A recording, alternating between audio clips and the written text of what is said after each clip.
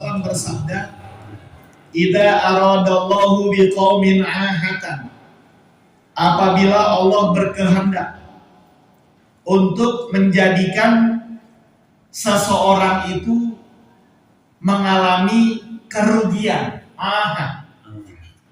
apabila Allah berkehendak memberikan kerugian pada suatu kaum atau kerugian dalam kehidupan seseorang, maka nadhara ilal masajidi fasarafa anhum.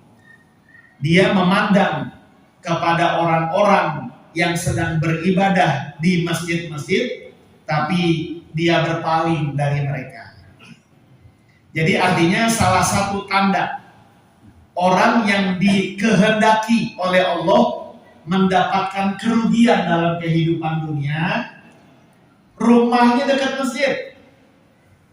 Kalau kemana-mana ngelewatin asrama, lewat pagi ntar sore pulang.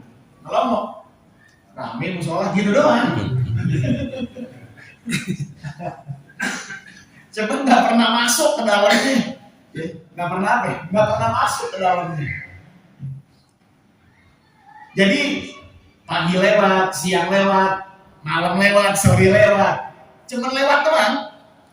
Nadhara ilal masajid, dia ngelihat ke masjid, ya, dia ngelihat musola, emang tiap hari dia lewat situ. Nah tapi fasarafa anhum, tapi dia berpaling dari orang-orang yang sedang beribadah di dalam masjid. Dia berpaling, menghindar dari orang-orang yang sedang beribadah di dalam musola. Nah, ini satu petanda bahwa orang tersebut ditentukan oleh Allah mendapatkan kehidupan yang hina. Ikan dalam hadis yang lain Nabi bersabda, "Idza ra'aitumur rajula ya'tadul masajida fashhadu lahu bil iman."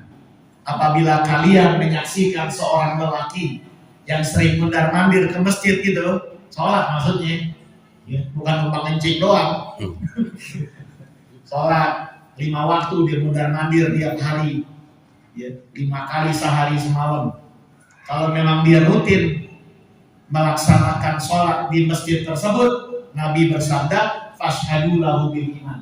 Saksikan bahwa orang ini adalah orang yang beriman. Innama ya'muru masajidallah man amana billah. Hanya saja orang-orang yang senang memakmurkan masjid-masjid Allah, maka itu merupakan salah satu petanda bahwa orang tersebut adalah orang yang beriman kepada Allah Subhanahu wa ta'ala.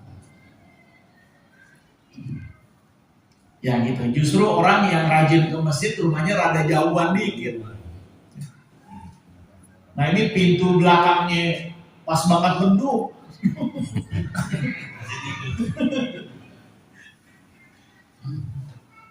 Nah, tapi ogah dia untuk melaksanakan sholat di masjid. Nah ini menunjukkan satu tanda bahwa orang tersebut mendapatkan kehidupan yang hina dari Allah Subhanahu wa ta'ala.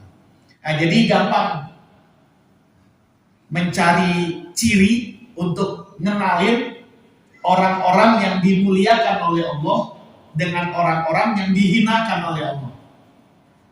Tanda orang-orang yang dimuliakan oleh Allah gemar ke masjid. Dan tanda orang-orang yang dihinakan oleh Allah alergi ke masjid. Alergi. Jadi masjid ini merupakan rumah kedua bagi orang mukmin. Bahkan pada saat Nabi hijrah ke Madinah, perhatian pertama yang Nabi rencanakan saat tinggal di Madinah bukan mikirin bangun rumah, enggak. Yang dipikirin oleh Nabi adalah membangun masjid. Itu Masjid Quba adalah masjid pertama yang dibangun oleh Nabi pada saat Nabi tiba di kota Madinah. Nah, sebelum beliau memasuki pusat kota Madinah, yang akhirnya di samping rumah beliau dibangun sebuah masjid, yaitu Masjid Nabawi. Nah, jadi Masjid Quba dulu dibangun. Nah, setelah itu baru Masjid Nabawi. Nah, jadi pada saat hijrah ke Madinah, Nabi nggak mikirin rumah dia. Yang dipikirin adalah bagaimana membangun sebuah masjid. Ya kita sih alhamdulillah ya, jamaah kelar sholat bukannya buru-buru pulang di teras. Kopi, merokok. Saya tanya sama Pak Ketua, tiap malam tuh. Emang borosnya di sini nih kata boros.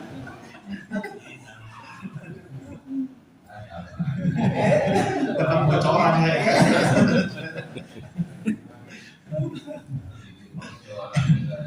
Emang enak loh, emang enak.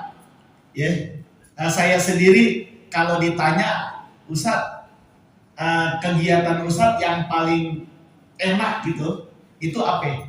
Nah, itu ketika kumpul ya sama jamaah, ya sholat, berzikir, ngaji, itu kegiatan yang paling menyenangkan. Oh bukan kumpul sama keluarga sama anak di rumah, enggak. Kalau kumpul sama jamaah yang dipikirin itu akhirat. Kalau kumpul sama jamaah yang diceritain itu persoalan agama. Tapi kalau kumpul sama anak bini, waduh. Ibu ya. Pemul. Tak minta pemul lah, COD lah, pesen ini lah, pesen itu. Kurir datang gitu ya, paket. Bilang emaknya. Gak lama paket. Anaknya kali dua. Gak lama paket, ada aja. Buka musola ada gitu. Pusing di rumah. Ya begitulah. Jadi memang Allah tanamkan ketenangan dan kebahagiaan di hati orang-orang mukmin pada saat mereka bersama di dalam masjid. Makanya keseharian Nabi itu lebih bersama para sahabat ketimbang bersama keluarga. Nabi itu, ya kalau kita baca sejarah hidup Rasulullah, itu keseharian beliau lebih sering bersama sahabat. Ya ketimbang ketika beliau bersama anak dan istrinya. Karena memang begitulah tanda-tanda orang yang mukmin. Tanda orang yang beriman itu memang lebih senang berkumpul di rumah-rumah Allah, di masjid musola, ketimbang kebersamaan mereka dengan anak. Ya tapi tetap kita sikapi secara bijak. Jangan di musola, di pulang-pulang gitu ya, salah juga. Kita diparahan ya, Pak Adin bawa lu tuh. Nggak pulang-pulang dari subuh ketemu subuh. Berasa habis. Sampai gas habis. Ya secara bijak lah. Ya. Di kulli syai'in hak. Segala sesuatu ada apanya? Haknya. Walillahi 'alaika hak. Allah punya hak. Wali zaujatika 'alaika hak. Istri dan anakmu juga punya hak. Jadi masing-masing punya hak. Jadi saya juga kasih setuju. Ya kalau jamaah di musola aja nggak pulang-pulang. Juga nggak setuju kalau jamaah di rumah mulu gitu ya. Nggak musola. Nah, jadi harus ada keseimbangan. Ada waktunya. Ya ada waktunya lah. Dan kemudian hadis yang berikut.